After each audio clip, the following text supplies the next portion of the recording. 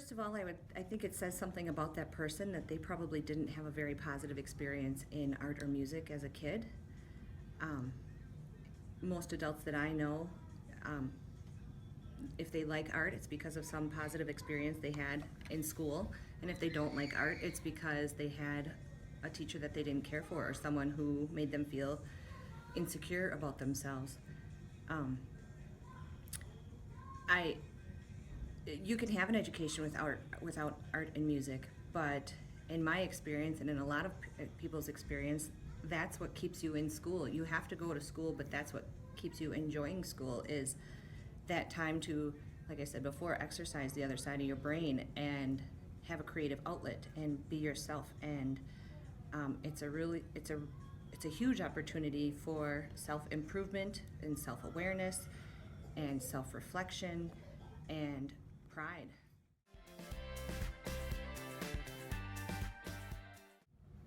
I think creative problem solving is huge.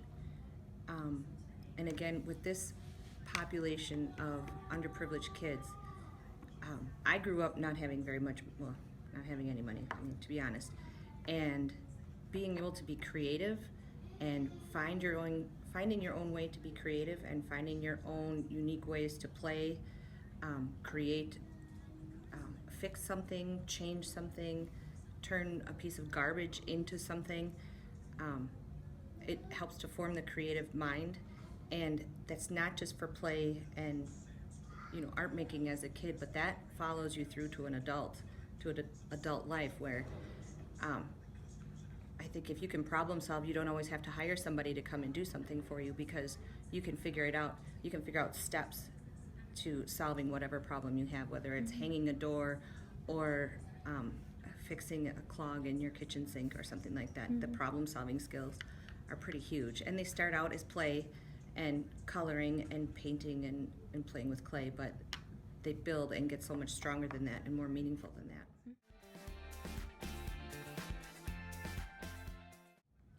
In my most recent position before I came here, I was teaching 5 art classes a day, and they were about 50 minutes long. After 15 years, so much of the program was cut. I went from 7 different kinds of art classes down to 3. I was teaching 3 reading classes a day and 2 study hall classes a day.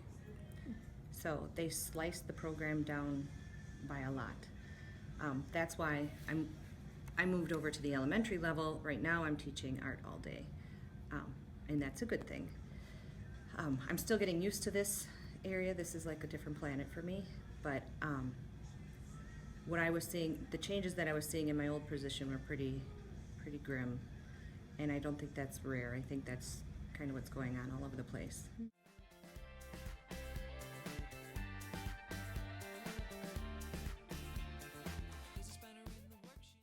I would probably flip a switch and I would just start explaining to them how art and music are very important into the world.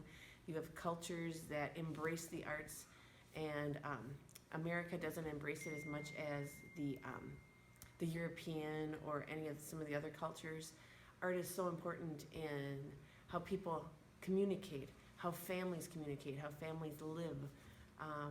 It's so important in the dynamics of the person, like self-expression and how you present yourself and present your family, how you dress, how you make your food, everything. I mean, art's all around, music's all around. It's so important.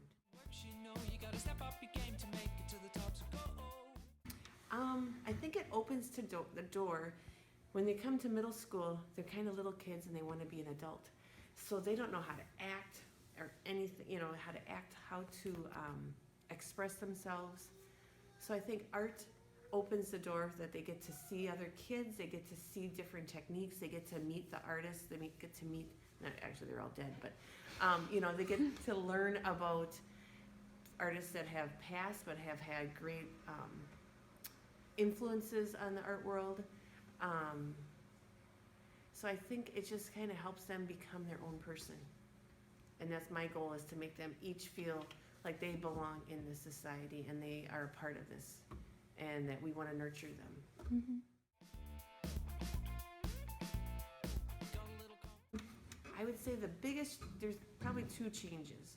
the family dynamics, where you used to have a mom and a dad and a family, now you have, that's the minority, where you have split families, blended families, families with just moms, families with just dad, kids that don't have a family, that they are living with their grandparents now, their parents are incarcerated. That's heartbreaking. It's just, it's different. And then the weird thing for me now is I'm having second generation, so I had their parents and now I'm having their children. And it's kind of cool to see, you know, what happened from when they were kids and now they have their own children in my classes, which is kind of cool. Now, this is Star, you know, so it's kind of cool.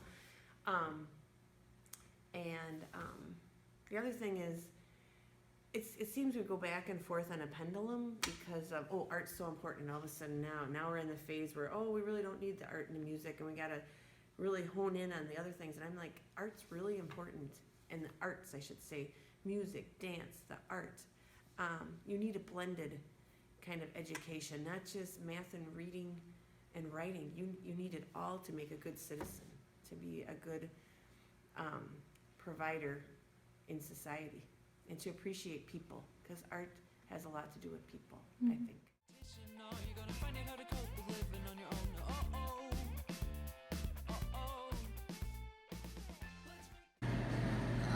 My journey started when I graduated from Carroll University. I graduated with a Bachelor of Science with an emphasis in commercial art. And after a few interviews, I decided that it wasn't for me. I don't think that I would enjoy being stuck in a cubicle 8 hours a day. And I think primarily the reason I didn't like it is because I felt like there wasn't a lot of creativity involved.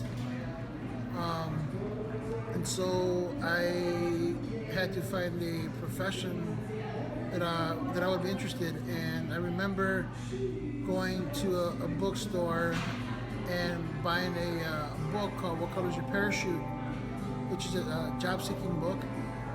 And I was skimming through it, and I came across two questions. What skills do you have, and where would you like to use those skills? And my response was art and classroom.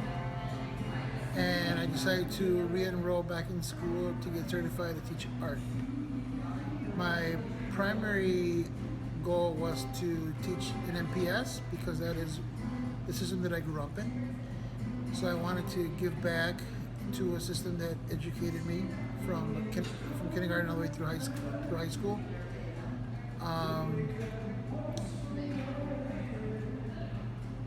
But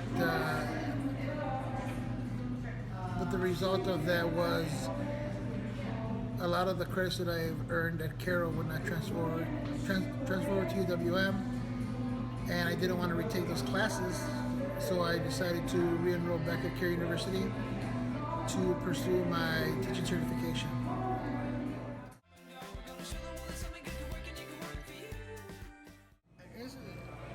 Once again, it kind of depends on the teacher. It depends on the educator. But I can only speak about myself, and I believe that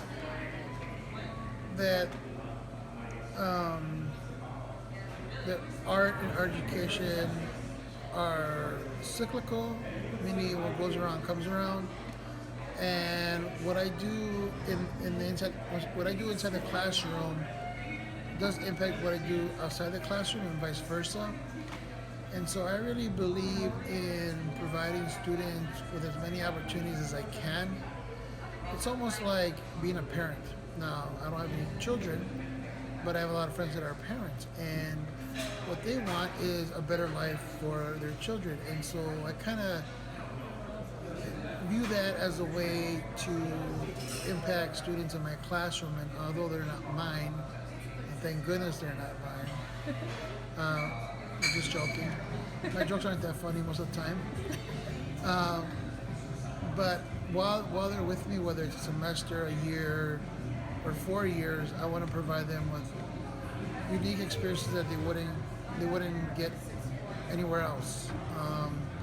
I have a friend that teaches at a local college in Wisconsin, and I know them for years as from artist to artist. And one of the things that he said to me is that he is amazed of all the things that I offer to students that he never had in high school, or even some of the colleges that he knows don't offer those type of opportunities. So to be able to prepare my students after they graduate, whether they go into art or anywhere else, I think those experiences really helps them to define themselves and to figure out where they fit in the world. Like I said, I've been teaching for 16 years, and I've always been involved in multiple things. But I guess one way that has changed is, people that teach have a passion for what they teach, whether it's math, science, or art.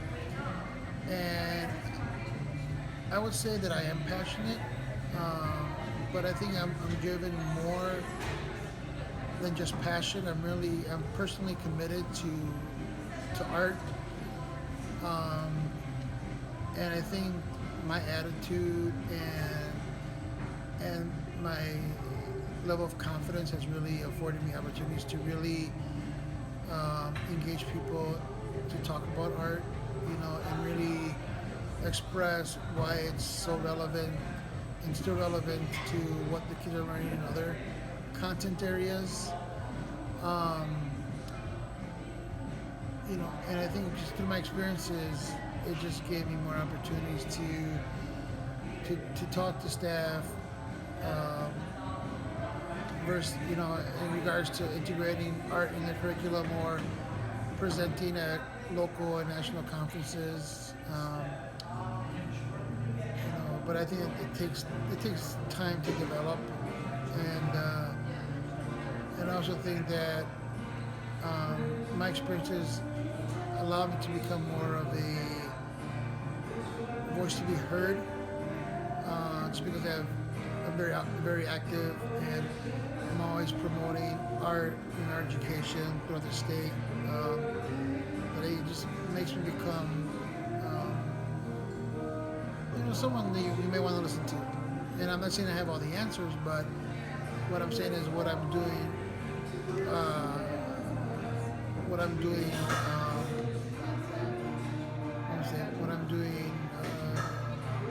produces results.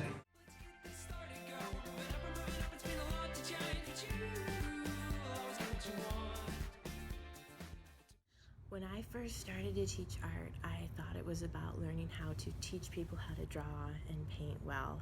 And I've learned it goes way beyond that. You need to have good reasons to want to make art, to want to learn those technical skills. And I think the most compelling reasons go back to what we consider to be visual culture and social justice approaches in art education. So my thoughts about what I need to do as a teacher has really changed a lot since I first started.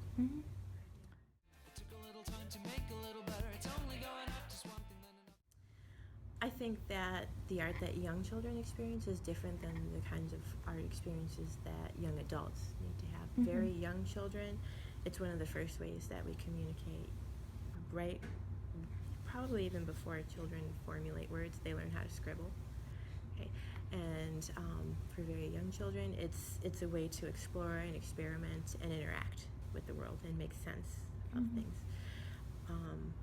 With high schoolers, I used to look at teaching high school as, this art class that I teach, it might be the last class that anybody ever has this person take to learn about art. And so what do I need to teach in order for this person to help to understand how art functions in society? If this is the last art class this person takes before they have to go out and vote, before they're a taxpayer, what do I need them to understand about art? And that thought made me stop teaching things like still life drawing or color wheels in my art foundations class, because those are things that people who are going to be professional artists can benefit from. but it's not the most important thing that a high schooler maybe needs before they move on.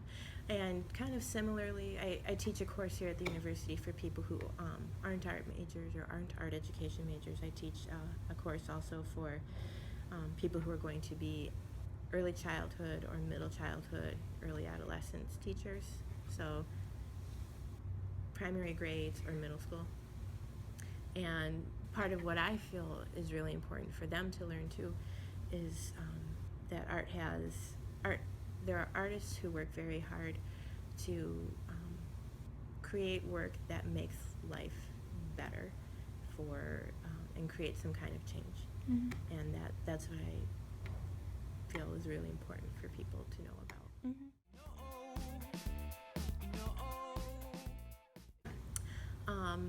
Well, originally I started off as an elementary teacher, and then even before that, I was a high school teacher. Then an elementary teacher. I moved around within a district, and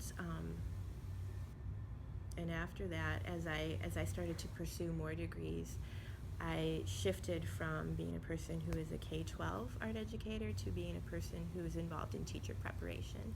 So my job here at the university is to help teach people how to be art teachers, or teach educators how to work with art. And so the audience that I work with, the population that I work with, that's changed a lot. But I think also some of the issues that I have to incorporate and teach about has changed a little bit too, depending on where I've lived when I've been teaching. Okay.